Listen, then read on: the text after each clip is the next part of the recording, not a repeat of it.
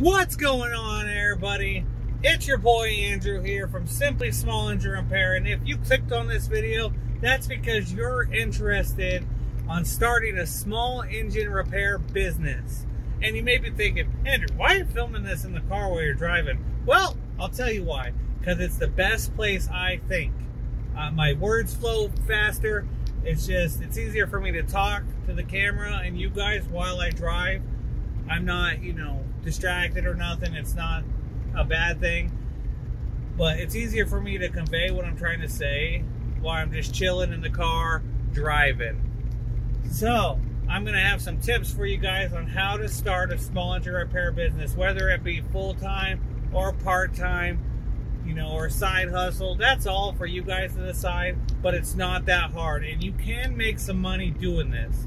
I live in the middle of the desert, where there is not that many small engine shops. I'm one of 4 in all of Mojave County, 13,000 square miles. I'm one of 4 mechanics. So, that's why I stay busy. But I mean, you got to think, wherever you live, let's say you live in Michigan. Let's say you live in Michigan. I'm pretty sure right now, if you get on your phone and Google small engine repair shops near me, at least 5 of them pop up. At least 5 near you. That's near you. I'm pretty sure there's 20 in your town or surrounding areas.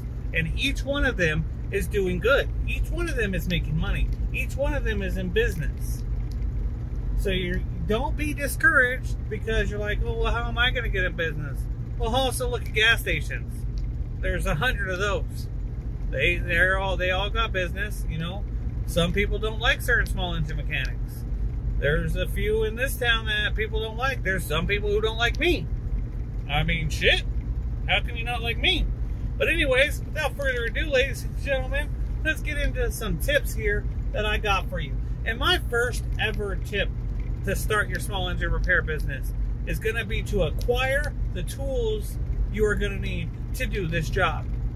Now, that doesn't mean right off the bat you have to go out and buy every specialty tool in the book. You don't need valve spring compressors. You don't need leak down testers. You don't need compression testers.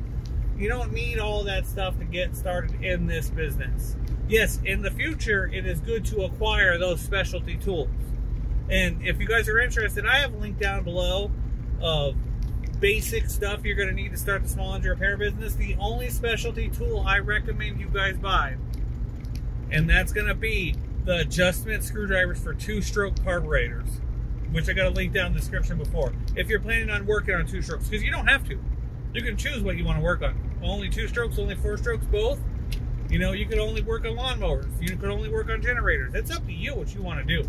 But if you are going to work on 2-stroke carburetors, I recommend you buy those specialty screwdrivers. They're $9, easy peasy, lemon squeezy. You're going to need them. Now you may be thinking, Andrew, I don't got a lot of money. I can't go out and buy all these tools, Well, to be honest, you don't need that much money. No one says you have to have Makita, Milwaukee, Snap-on. No one says you have to have Harbor Freight tools either.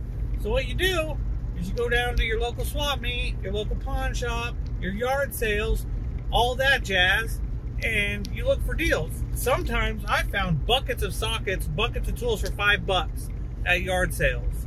So I mean, you can start as long as you have a socket set from 8 to 16 minimum and your torque screwdriver sets. That's all you're going to need to start doing this basic stuff. And I mean, with just that set, with just the basic socket set, you can rebuild an engine. You can rebuild a small engine. You don't need to have, a $100 socket wrench. You don't need to have all these specialty tools to rebuild an engine. You really only need a 10 millimeter. Maybe a 13 too, for the head bolts if they're 13. But, so, all you gotta do is just go down and look at your pawn shops, look at your swap meets, look at your yard sales, and find your tools. Go down to Harbor Freight. But if you got money and you want to buy those expensive tools right off the bat, be my guest. Go ahead and do that. But that's number one. You got to acquire the tools you need to do the job. Now, number two, I want to say, you got to figure out what you want to do. Are you going to be a mobile mechanic? Are you going to have a shop in like a business district? Or are you going to be working at your house? Doesn't matter which one you do. You're going to be fine as long as, you know, you follow your local procedures. You know, if you're working at your house, make sure that it is allowed for you to work at your house. Once you do that, once you figure out what you want to do, then you want to set up a Google listing. It's 100% free to set up a Google listing. All you need is an address where they're going to send you a verification code. Once you verify it, bam, someone searches up, you're on Google. Easy peasy. Let me tell you, because that's going to be on to the next step here. Once you figure out what you want to do, you set up a Google listing. And then we move on to step 3, baby. And that is going to be acquiring your customers. Now, yes, I know. I know everyone says word of mouth is the best advertising in the world. But guess what? You just started. Who knows you? Nobody. And you think your friends and family are going to recommend? No. If anything, I don't work on friends and family because they think you owe them something. So, what you got to do is once you set up your Google listing, you're already in the search. You're already right there. But you're a dead person. You're dead in the water right there. So, but now, good news is, though, when someone searches small engine repair near me, or mobile mechanic near me, or, you know, I need a repair shop near me, lawnmower repair near me, you put all those in your Google listing keywords, so you're already in the search. Now, yes, you may see other people ahead of you, but down there, you're in there. But you got 0 reviews, because you have no customers, right? So you got to acquire those. How are you going to do that? My best way to acquire customers, and this is how I started. I don't know if you guys want to do it this way, but this is how I started. You go onto Facebook. You find your local community groups. Let's say you're in Spokane, Washington, for example.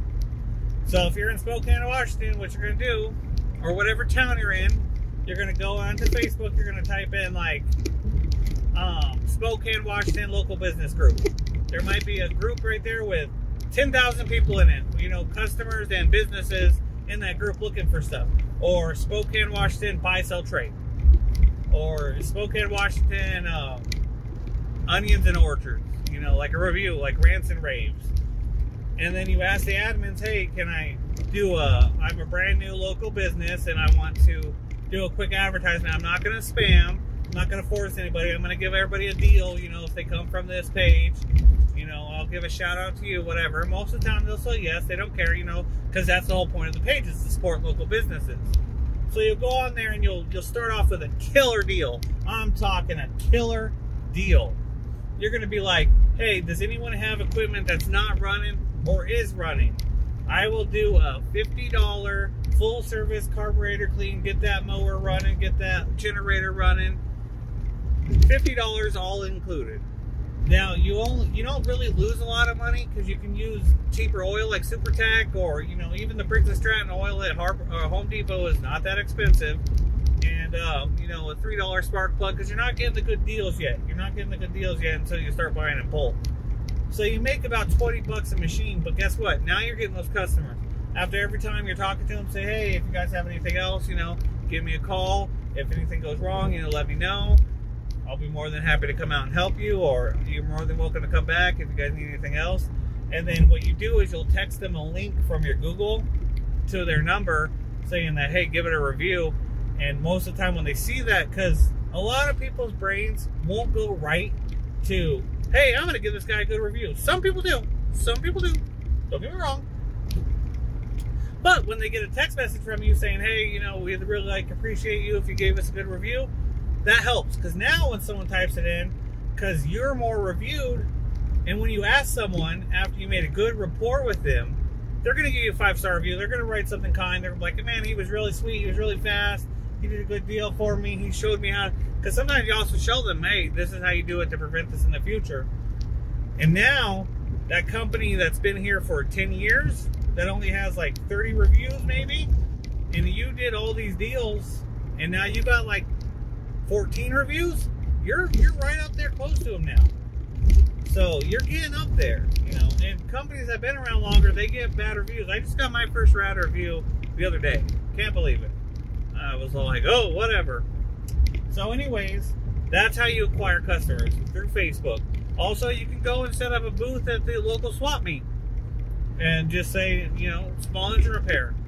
You know, hand out business cards. You know, have people drop stuff off to you. Take them home, work on them, get their name and number, bring them back. You know, you can do it like that. But you got to get a customer for the word of mouth to start. And to be honest, a lot of friends and family, they're not going to be the ones that help you. It's going to be that first customer you get authentically. I wouldn't worry about advertising too much. I wouldn't worry about that. Now, my last tip for you guys, this is my last tip that I think would help, unless I think of anything more, which I probably don't, but I got this one down. My last tip for you guys is going to be know your knowledge. You got to know what you know. If you know how to rebuild an engine and clean a carburetor better than anyone else in this universe, that's good. Do that. But now, however, and this applies to me because I don't know too much about electronics. Someone brings me a generator that's not running like the one I fixed earlier today. Excuse me. Someone brings me a generator, it's not running. I'll be like, okay, I'll fix it. So I get the machine running great, producing power, everything else. But now let's say someone brings me a generator and it's running great. They're like, hey man, this thing is not producing power. Now, but beyond my knowledge of changing a voltage regulator or just changing the brushes, I don't know too much about that. And I'll tell the customer, hey man, if I can't fix it by changing the voltage regulator or just changing the brushes, I wouldn't know what to tell you, because I don't know how to rewire stuff. I don't know how to solder motherboards. So I would tell those people, I'm sorry, I can't help you.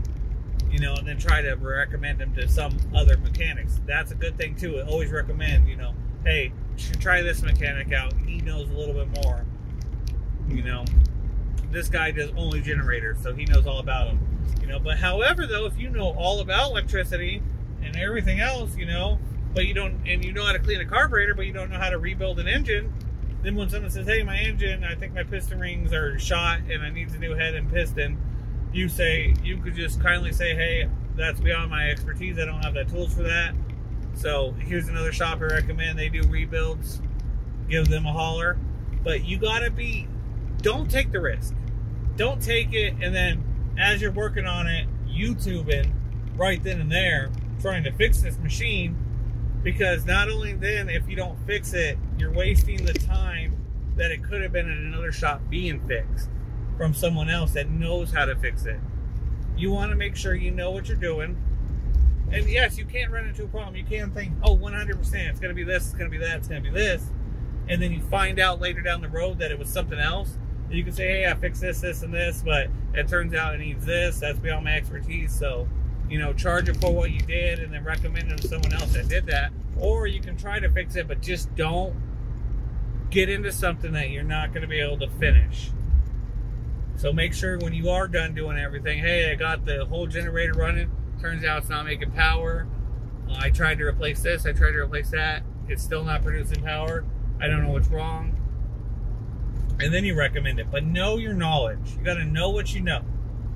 And you can learn from YouTube. You can learn from books. You can learn from just buying stuff and doing it yourself and figuring out how stuff works. That's the best thing to do. But don't be afraid to say no, you know, to a thing. You know, if you only work on 4-strokes, don't be afraid to tell people no to chainsaws and weed eaters. Or if you only work on 2-strokes, don't be afraid to tell people no to lawnmowers and generators, you know. Hey, I only work on chainsaws, sorry partner. You know, because you're going to be in the listing for small engine repair no matter what someone has they're looking for. So just know when to say no. Know, you know, what to do.